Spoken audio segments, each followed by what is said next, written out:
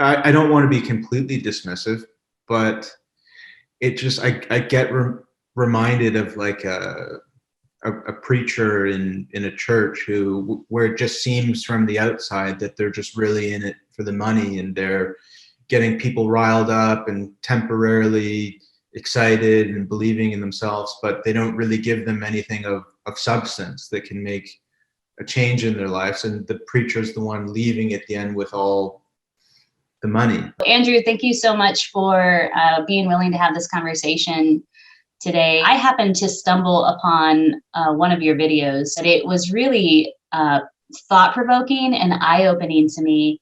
In this video, I'll be giving an honest review, or at least sharing my opinion of what I see happening on YouTube with tarot readings. I think that a lot of channels are making wild predictions, and maybe their overall aim is to get as many views as possible, to get as many subscribers, watch time, all as a way of making money. I wanted to reach out to you to have a more in-depth conversation because it was just such an interesting topic, and I think that there's more to be said on it. Could you describe that video a little bit and talk about what what inspired you to make that video and what it was about? Okay, so when I first thought about doing tarot card readings on YouTube, I searched on YouTube to see what other people were doing. So I was just following the formula that I saw that seems to be working, where people are either doing it by horoscope or choose a card readings. I wasn't really doing readings in a way that I wanted to do. And similar to Amanda, I focus on a solution that the reading is for, of what they can do in terms of action, rather than focusing on predicting what will happen to them. When I tell people that I read tarot cards, I'm very selective about who I tell, because a lot of people, I'd say probably most people, when they hear tarot cards, they go, oh, that's ridiculous, because they conjure up in their mind the image of someone who's just predicting the future and saying things that could really apply to anyone. So when I was seeing the top videos, or the people on YouTube who get the most views, who are reading tarot cards, it seems like they are those type of readers that you hear people talk about. How do you make tarot card readings for YouTube when the ones that seem to be most popular are about predicting the future, and we seem to be stuck in either doing it by horoscope or pick a card. So that was the idea of the video. I just was speaking about what I see happening and how I feel frustrated in that I'm not sure about how to do it differently, and to be able to do it in a way where it's worth my time of putting those videos out. Would they get any attention at all, or would it just be no market for it, I guess? I have it up here on my screen right now because it got a lot of comments from people who had strong feelings about what you were saying. Somebody says, I never understood why anyone would pay for an extended reading directed toward thousands of people concerning an intimate matter. Definitely feeding on the desperate. And somebody else said, I feel this is part of a spiritual house cleaning that is coming to YouTube. And another person said, I went back and watched readings for the same month of the previous year, and they're so similar, just worded differently. Also feel like some readers make readings based on things they read in the comments. And to be fair, some were saying, hey, you know, if people can enjoy that, it's just entertainment, and they don't get sucked in by it, then what's wrong with that? And I don't want to be completely dismissive, but I get reminded of like a preacher in a church where it just seems from the outside that they're just really in it for the money, and they're getting people riled up and temporarily excited and believing in themselves, but they don't really give them anything of substance that can make a change in their lives. And the preacher's the one leaving at the end with all the money. And like how people were saying in the comments that I can't remember exactly how you said it, but if they went back and saw old videos, it just seems like it's always the same thing. Like it's just that same general story. They just spice it up with different spices each time they put out a reading. Will you just describe the most frequently asked question, therefore the most frequently viewed video or tarot reading on YouTube? So yeah, the question would be, are they coming back to me, or what are their true intentions? What are they really thinking about me right now? The videos are being set up in a way to sort of in a clickbait way, where they're just wanting you to click on that, knowing that's the most often asked question on that people are wondering about. The storyline is that you see is, you know, you have this separation. You're in no communication. You're disconnected, right, from your person. They feel deep regret. They feel deep sadness. They regret treating you the way that they treated you, and they want to return. It could be intentionally or unintentionally a storyline that tarot readers fall into in order to increase engagement or lend to the monetization of their channel. I watch a lot of readings on YouTube, and I could right now Google my sun sign and like Google, you know, Scorpio love. I bet you anything in the feed, I would find immediately at the top at least 10 readings that have to do with a disconnection in love, a conflict in love, and that storyline that basically says they regret hurting you, they want to come back, expect a communication, right? Expect them to come back with some form of communication.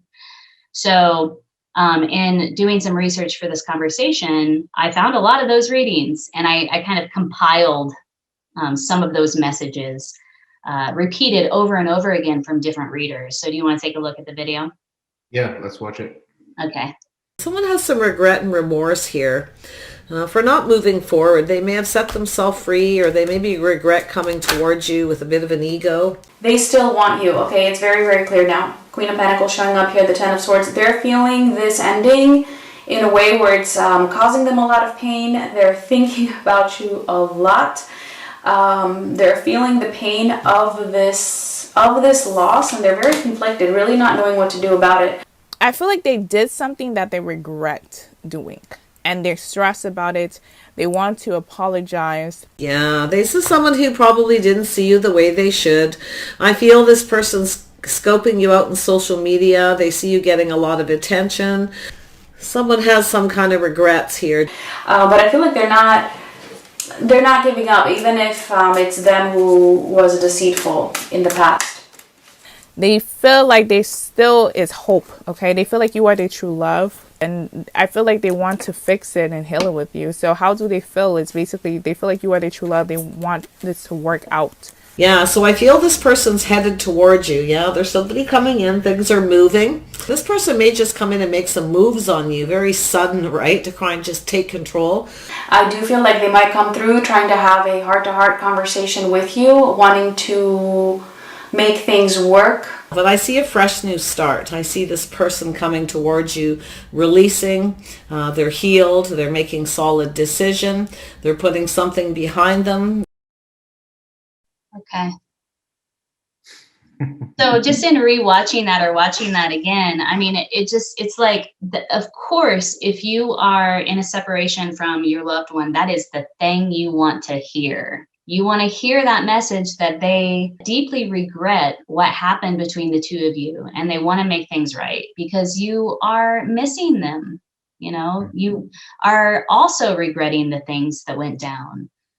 Gosh, I wish this didn't happen between us. I wish we were still together. This is the message, right? I don't know that anybody intentionally exploits this particular storyline. I can't say that they do because I don't know that. But it's ripe for exploitation, that's for sure. Yeah, I don't know how to describe it, but it just leaves me with a negative feeling. I don't feel good about watching that. You know, we're about to talk about tarot addiction in a bit, and about how you kind of described it. A person will go from reading to reading, trying to get their hit, right? Trying to get that message that really resonates with them, and gives them a sense of relief, but also helps them to feel seen. Like I said, it's a two-way street. If there's a certain crowd of people seeking that type of reading, then there's going to be people that are providing it. But the more that that's being generated, the more you have those people searching for the right video with the right answer to give them that assurance. And I think that's what's creating that addiction of people just going from one video to another, saying, okay, what's it going to be? What am I going to hear? What video am I going to land on that gives me that feeling of just feeling relaxed and assured that what I want to happen is going to happen? After I saw your video and I was like, oh, what is this about? And I went down that rabbit hole of exploring similar content. I started to read the comments on those videos, and people were talking about their addiction to tarot in all kinds of different ways. I didn't realize till today that this was such an issue. It had almost become its own form of codependent relationship. Like I've been relying on them to cheer me up, but really it doesn't. Just a coping mechanism. And it's interesting because I watched your video you released about collective energy today, and you mentioned in one of the elements about addiction, and I was like, that doesn't resonate with me, but now I see. I have to be honest with myself because I've been so lost for these past few months. I have been addicted to these pick a card readings for what seems to be over a year. Got really bad this year because things just felt so bleak, and I was watching a lot about a specific person. Well, those things never came to fruition. Wow. Thank you, Lord, that someone is finally talking about this. The ones I find personally quite toxic are they thinking about me? Do they miss me? What are they doing right this moment? Tarot readings. What is their karma for hurting me? Even if it's a pick a card reading, they're general. So even if the reading is positive or negative, it doesn't mean that it's actually going to happen in your case. Also, regarding those types of readings, it's always the same answer. They like you, but they're afraid, or they have some third party. I swear there's always a third party, LOL. I used to be addicted too until I had my spiritual awakening and started focusing on myself. That's when I realized how unhealthy and quite toxic the tarot card community actually is. It's quite difficult to word, but I noticed that it can give people false hope of something that's not even real, especially regarding love. And I'm saying from personal experience. Okay, so another comment here was, if you are feeling too vulnerable and or emotionally unstable, do not watch tarot videos. I'm actually very guilty of that. Earlier this year, it went to the point where I thought I should get therapy to help me with overcoming this addiction.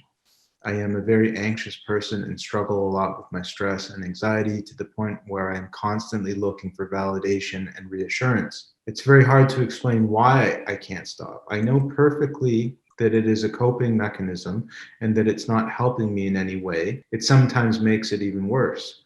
But at the same time, I can't help myself. A few months ago, I struggled with a sort of kind of unrequited love situation leading to a separation with a person. And that's when my obsessive tendencies got worse. After watching tarot videos, I would sometimes get sick because it was triggering me so much. My brain couldn't decipher what was real or what wasn't. Please be very careful with tarot card readings. It was disconcerting for me to read some of these comments. This sense of responsibility, especially knowing that people are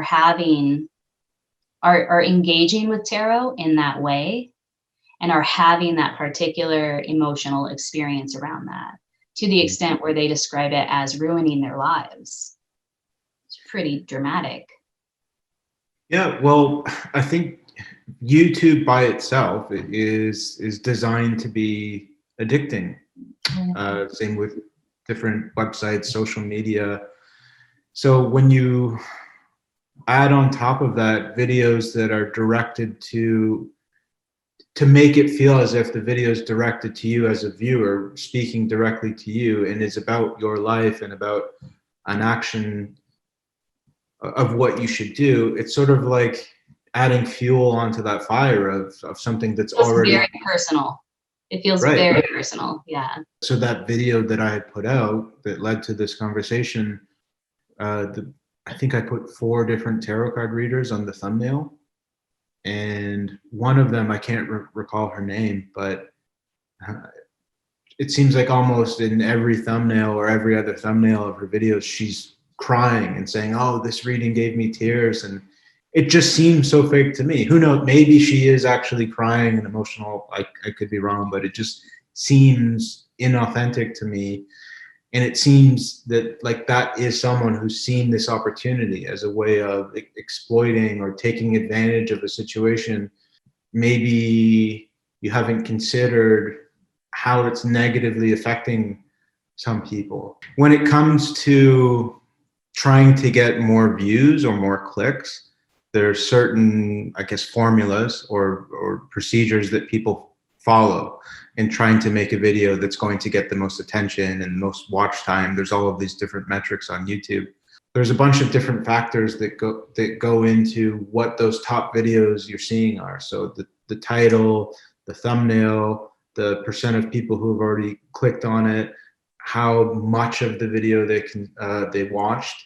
So when tarot readers, if they're really trying to go for it as a profession and make money from it, they're considering all these different things. Like when I go into my YouTube studio, I'll see that it's at least 90% women from the ages of 35 to 55.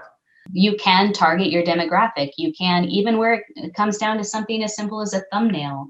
What colors do women identify with? What color do you want to put in your thumbnail?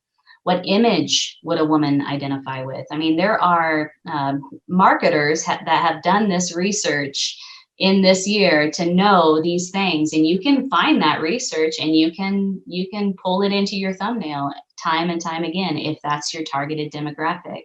There's nothing wrong with doing that, by the way. It's just that coupled with this other thing that we're talking about, you just want to consider all of this as you're developing your channel or as you're reading tarot for people who might be in a very vulnerable place. Yeah, exactly. So as an advice to anyone who's looking for a tarot card reader on YouTube, or those who are already, say, watching a whole bunch, just be aware that maybe some of the tarot card readers on YouTube are aware of what their audience are and are wanting to maximize as much ad revenue as they can get and can structure their video in a way to maximize that. So just be aware that even though you might say, hey, well, this tarot card reader, they're doing it for free, these are free readings. Yes, they are free, but it's not as free as what you think it is. And also to those people who are addicted or who are maybe becoming addicted, just be careful. Don't get caught up in this. If you were able to speak to all of these readers who are sort of doing what we're talking about, if you could just give them a piece of your mind, and not in a critique, what would you say to them of why you if you could wish that they could do things slightly differently to be able to help people or write what's happening on YouTube? What would you say to them? Well, that's a really good question. So I would like to reframe your question.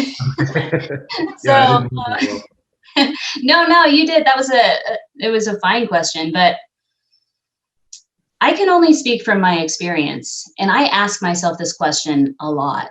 So what would I say to myself is how I would reframe that question, because it is a question that I ask myself. And I do get those questions that make me feel a little like, oh, this is not really how I read tarot. This is not really how I use tarot. I'm learning as I go along. So like I said, I have this new channel. I've been reading for a long time, but this is a different way to read, totally different way to read in some circumstances. So I'm learning as I go along, doing different types of reading and sort of taking the pulse of that. Like, how did that sit with me? Did that feel right? Do I feel like I have my integrity intact here? And so I just want to say that I don't have all the answers. I am learning as I go along, but where I'm at right now is in that place of, it's okay to do a love reading. It's okay to do a general love reading on YouTube for a sign, say Scorpio. I did a love reading for Scorpio today. I think it's fine to do love readings because most of us have love relationships in our lives. We have questions about our love relationships. We have questions about our intimate relationships. That is how we connect with one another. So it makes sense that we would do readings on that topic. However, I don't want to do just a reading that says, I see that this happened between you and your partner. This is what happened here, and leave it at that, right? I want to kind of describe what I'm seeing as I'm doing the reading, and then offer guidance, advice, solutions, as you put it, avenues, pathways for people to dig a little bit deeper and to spark some sort of interest in looking at how they feel about this situation in their lives, and kind of go a little bit deeper with themselves. I mean, I'm hoping that when somebody watches one of my readings, they come away with like, oh, I didn't think about it that way before. And right, I do need to engage in some self-care, and I should set aside 4 hours, or I should set aside Saturday and like really, take some time out for myself to journal and to meditate, or go on a long hike, or whatever it means to engage in self-care.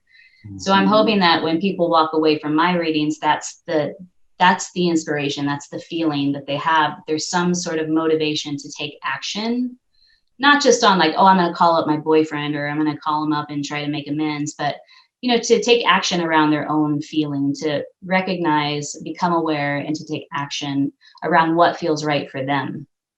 So in answering your question, that's the advice that I put to myself. And if I were to give advice, say somebody wants to do tarot readings on YouTube, or wants to do personal tarot readings, and came to me and said, hey, how do you do this?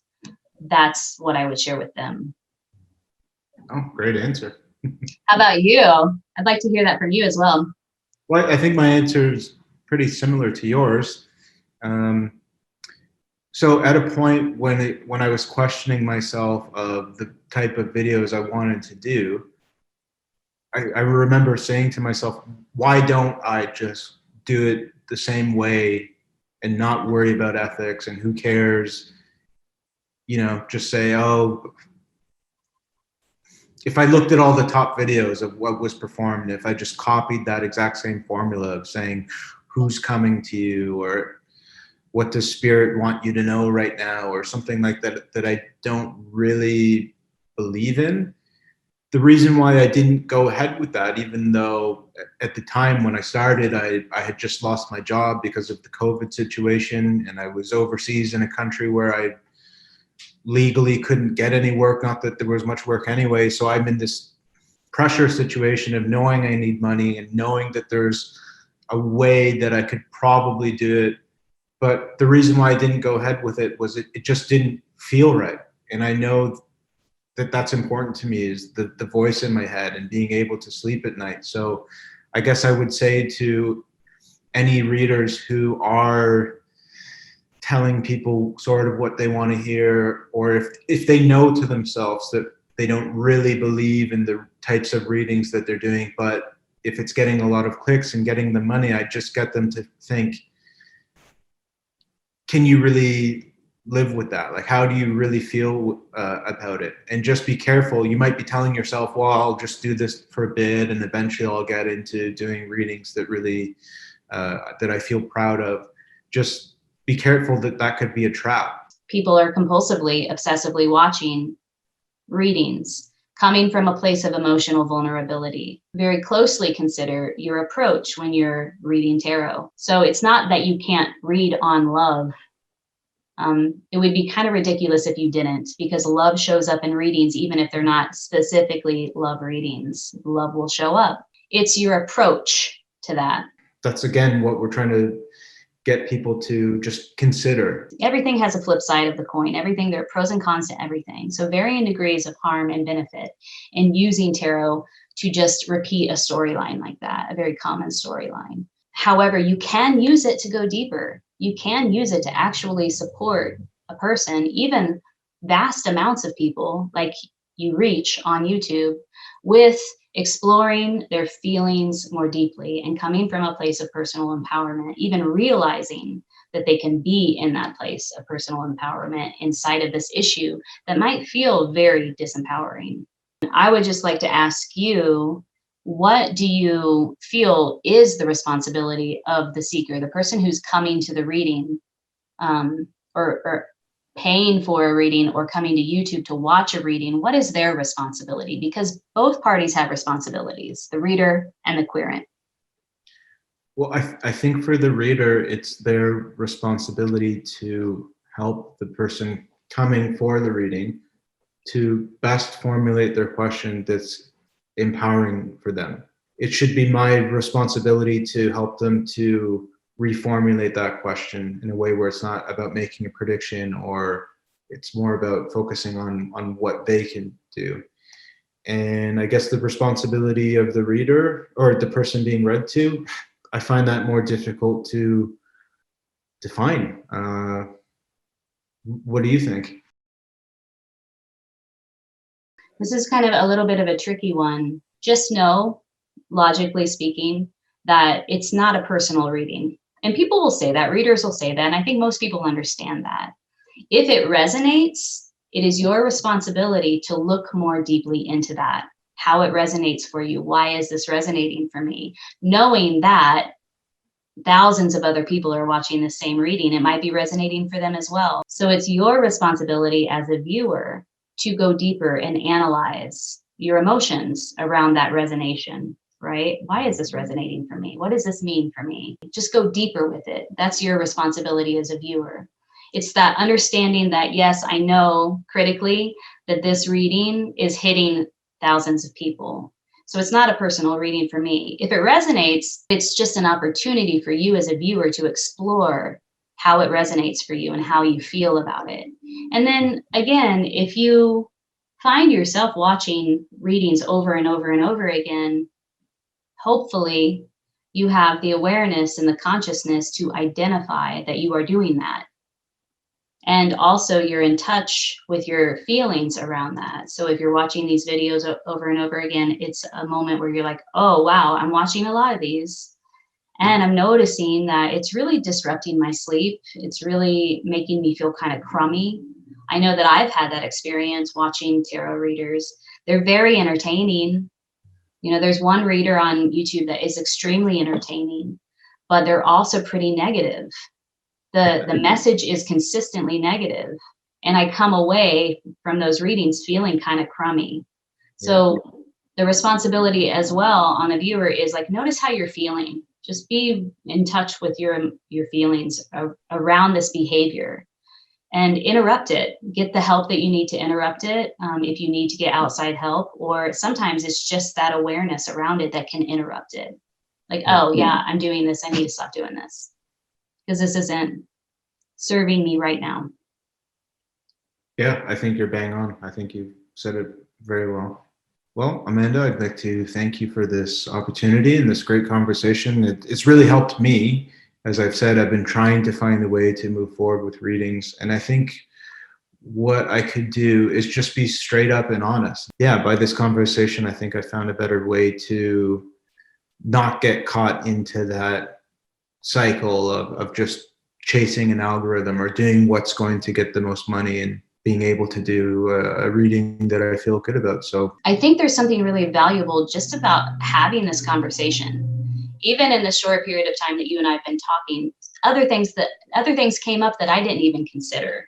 Right. So I think just opening the door to having this conversation, I noticed this and wow, yeah. So the differences between doing a personal reading and doing readings on YouTube, and what are the responsibilities there, and exploring that, I think is really useful. This conversation is not meant to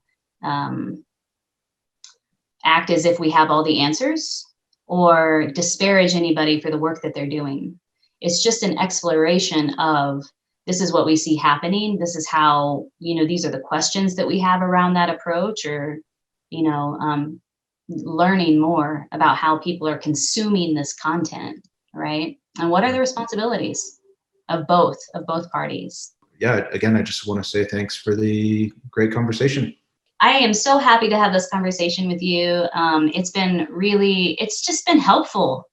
it's been helpful to just explore these ideas and explore how I feel about them, and sort of redefine my approach, and become more aware of the different issues that people are dealing with. My channel is LunaSync Tarot, and I have a website. It's lunasynctarot.com. And for anyone who's still watching it at this point, just let us know what you think in the comments. Oh, and one more thing, and just again to promote my channel, it's Tarot for Self-Knowledge, and if you just look for it on YouTube, you can find any other links that you want to look for, personal readings or anything like that.